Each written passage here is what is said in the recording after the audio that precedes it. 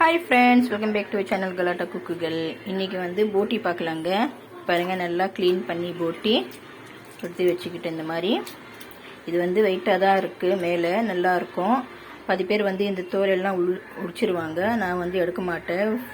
நல்லா ஃப்ரெஷ்ஷாக வெயிட் தான் இருக்குது. கருப்பாக இருந்தால் தான் நான் சுடு தண்ணியில் போடுவேன். இது வந்து வெள்ளையாக தான் இருக்குது, நல்லா இருக்குது போட்டி. அதனால் நான் அப்படியே போடுறேன்.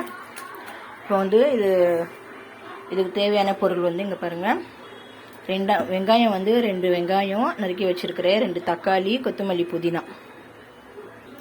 குக்கர் வச்சுட்டேங்க. இதில் தாளிக்கிறது பார்க்கலாம். நாங்கள் இதில் வந்து எண்ணெய் போடுறேன். இதில் வந்து கொஞ்சம் கரம் மசாலா போடலாம்.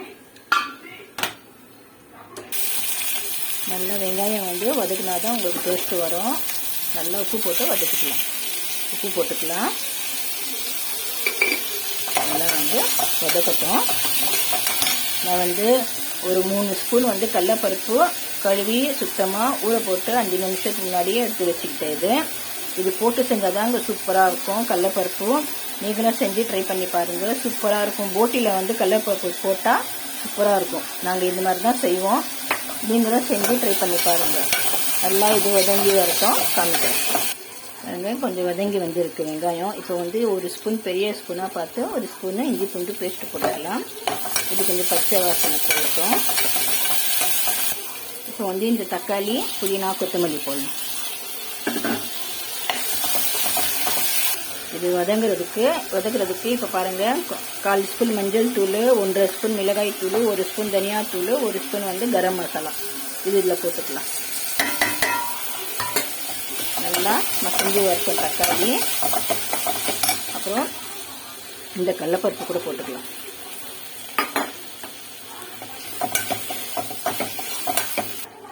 பாருங்கள், நல்லா வதங்கிச்சு.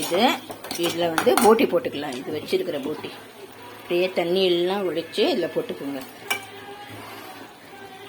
பாருங்கள், போட்டு நல்லா இது வந்து கொஞ்சம் கவுச்சி வாசனை நல்லா போட்டோம். நாங்கள் இதுலேயே கொஞ்சம் வதக்கிக்கலாம்.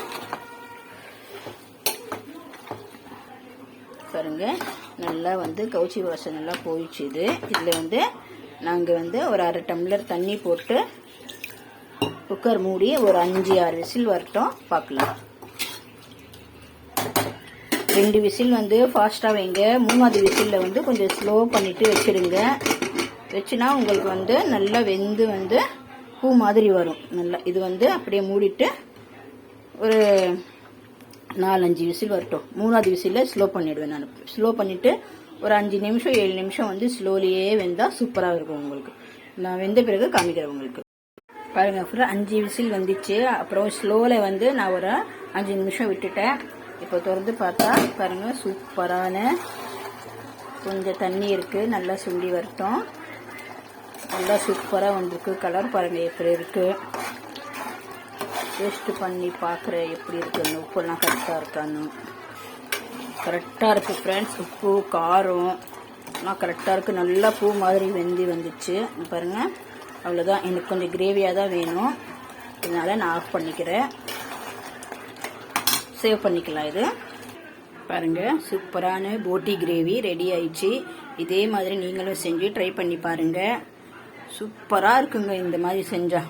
உங்களுக்கு வேணும்னா மேலே வந்து கொஞ்சம் மிளகுத்தூள் வந்து பெப்பர் பவுடர் போட்டுக்குங்க. இன்னும் அருமையாக இருக்கும். காரசாரமாக வேணுமா. இதே மாதிரி நீங்களும் செஞ்சு ட்ரை பண்ணி பாருங்கள். ஷேர் பண்ணுங்கள், கமெண்ட் பண்ணுங்கள், சப்ஸ்கிரைப் பண்ணுங்கள். மறக்காமல் பெல் பட்டன் கிளிக் பண்ணுங்கள். வாங்க சாப்பிட்லாம். பாய்.